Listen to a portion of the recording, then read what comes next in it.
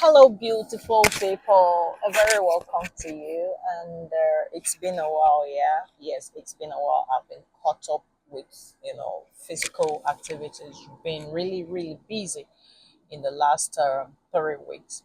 I wasn't ready to make any post today, but I was in.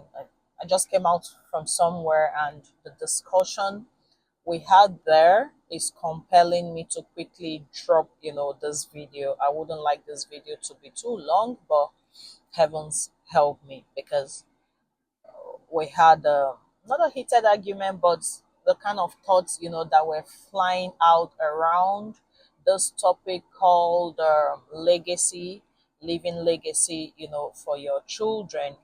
I couldn't help but come out here to say a bit about what I feel legacies should be, because on listening to diverse people, I think there is a misconception on what this term legacy actually means. So leaving legacy for our children, you know me, I'm still your parenting partner. I'm still that person who advocates for wholesome kids and wholesome parents that will make their own generation better than what we have now. Okay, so any topic that has to do with children and parenting, you always know that I will jump at it. So, leaving legacies, for our children. What actually do we mean when we say leaving legacies for our children? You know, this means intentionally parenting and passing down values. Intentionally parenting and doing what? Passing down values, resources, and lessons that will positively shape their future. Passing down values, resources that will positively shape their future. The child you have baited, I always say, came out like empty. So imagine this. Um, you have this bottle, you have this bottle, and there is content here. You have content inside of this bottle to this level. Now imagine that there was no content here at all. So I have an empty bottle in my hand, isn't it? I have an empty bottle in my hand. This is how our children come out to us when they are being bettered. Okay, when they are being bettered, this is how they come out. God puts them there. It's not like there is nothing in their head. There is something there that needs you to begin to nurture into existence. Okay, so let's assume this bottle is empty. This is how our children come.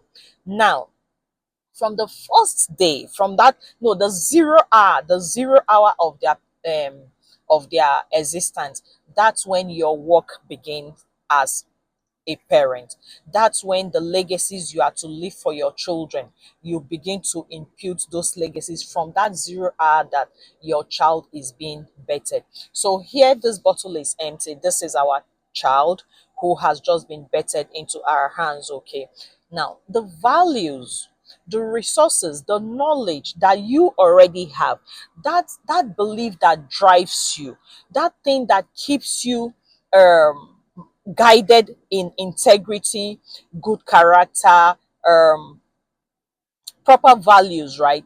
That is what you begin to pass into your children, isn't it? You pass down into your children. So, whatever it is that is guiding you, if you're being guided in a positive way, it is that positivity that you impute into this child, which happens to be an empty bottle right now.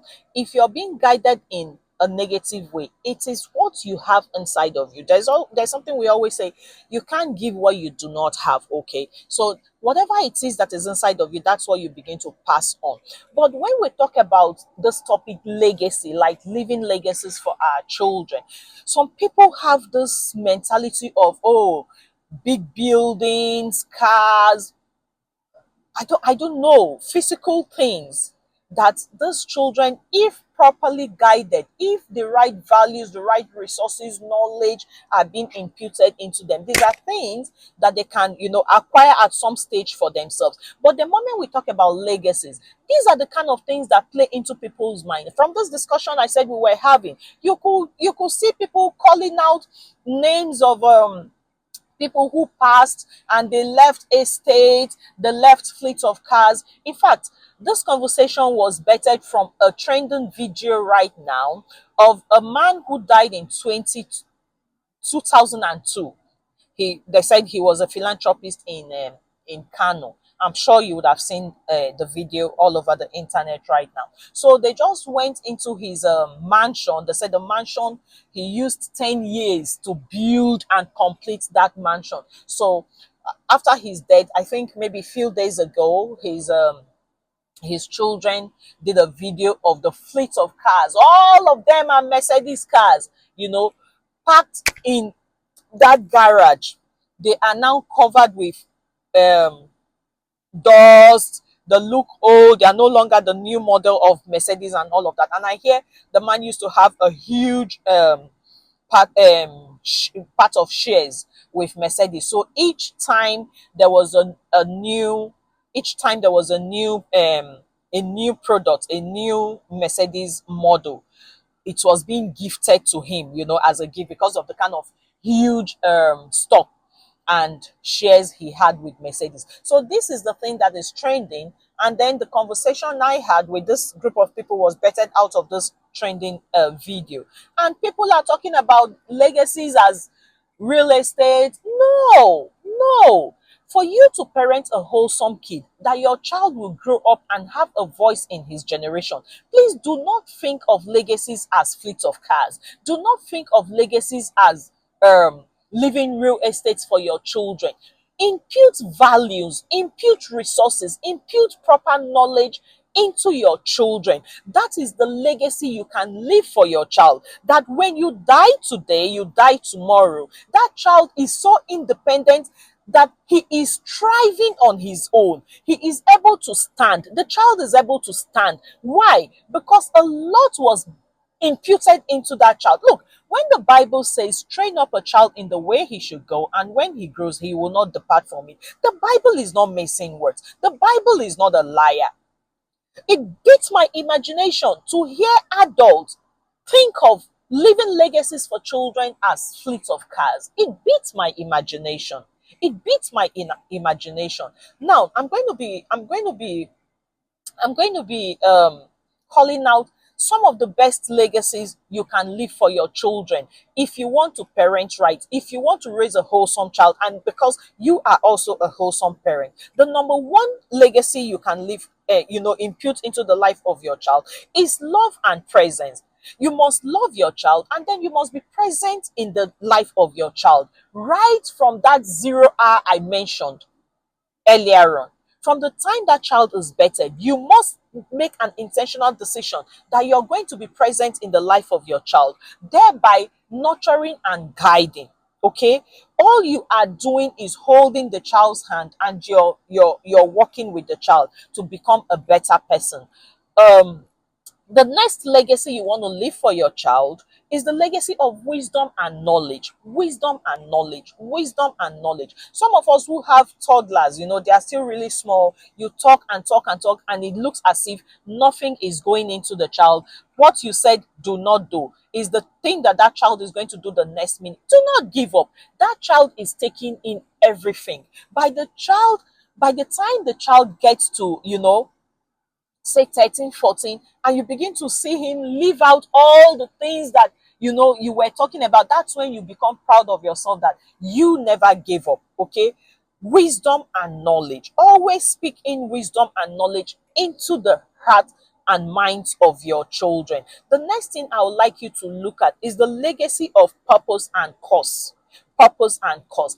At each point in your child's life, let them have a purpose, let them have a cause. You are the one that will define what the purpose is. You are the one that will chant the cause for them at this age. Until they get to that adulthood, which is age 18, they would have naturally chosen for themselves which path they would like to go. But as long as the child is under 18, all you have to do is expose them to various things, expose them to age appropriate skills, expose them to wisdom and knowledge, expose them to, proper loving empathy and sympathy. Okay, expose them to all of those things. Yesterday my child came back from school with, oh, I'm making this video. I didn't know I was going to make a video. I wish I knew. I would have brought out, I would have carried with me that award plaque. He came back from school with it's called Star of the Week. Okay, they give them this award. I think is a weekly thing or a 2 weekly thing. So he told me he had Star of the Week, and I read through it. They said for being consistent in his online classes during the first week of resumption. So what they do in their school is first week of resumption, they do it online. They don't go on site. It's online completely, So they have live classes. After the live classes, then classes are being posted into their classroom, their Google Classroom, where they walk around the classes by themselves, do the assignments and all of that. So that award showed that he was the most consistent in his online classes. And how does it make me feel as a mother? It makes me feel really, really proud of myself, because this child is only 7 years old. If I don't help him put in the work, he will not. Yes, oh, online class, oh, why not? But I have to be on top of the timing for him. I have to help him set up, make sure the router is on, make sure your laptop is charged before the time of your classes. I have to guide him through right now because of his age at the moment. Do you understand? Now it will get to a point where your child will not need you to turn on the router for him anymore. When he say 10, 12, 13, no, you won't need to do all of those anymore, because you had done these things and the child had learned, and this becomes a part of the child. It becomes a lifestyle for the child. It becomes part of him.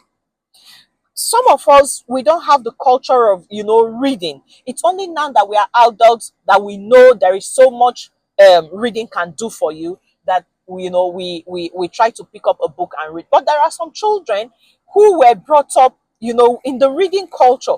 Those are the kids you see, they pick up a book within a day or 2 days, they have finished reading a 500 and something page book. You think is magic? No, it's because they were brought up in that culture of reading. So that is what they know. It's a lifestyle for them. They enjoy it. Just like those of us, or those of you who enjoy watching, movies that are in series. So you can sit down for 8 hours watching a particular movie. So also are some children who are brought up in the reading culture. They can sit through a book without being bored. So all of these things are, cultures that we imbibe into our children.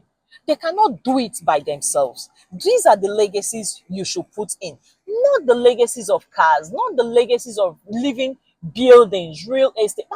By the time your child becomes a man, I have a 7-year-old now. By the time my child is 30 or 35, whatever building I have left for him will become a cake. That building will become a cake. So he will not even appreciate it. The only thing he can appreciate is the resources, the values, the knowledge I was able to impute into him. That knowledge can drive him at any point in time to make whatever monies that can be made.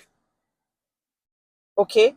I felt really good yesterday when the boy came and presented that award to me. It tells something. It tells you are present in the life of your child. Let us not chase all the money in this world. Yes, I know the bills are high. We have to meet up with the bills, the house rent, even their school fees, But please, whatsoever you can do to be present in the life of your child, to give unwavering love. I think you should check out the video I made on unwavering support for our children. You need that video as well. If you've watched up till this moment, congratulations. It shows that you have a thing in your heart for proper parenting. And I bet you, whatever you believe in, whatever it is that your beliefs are, you know, you are going to push through because there is a divine hand that will assist you. Do not give up. The next, let me say, a bonus legacy, a bonus, this one is just a bonus legacy you can leave for your children, is what I call financial legacy. And what does it mean? While not the most financial foundation like savings, educational funds, or teaching them the value for money, value for money, value for money, and how to generate money. How to generate money. Do you understand? I'm not saying make savings for them, but begin to teach them to appreciate that, to appreciate money.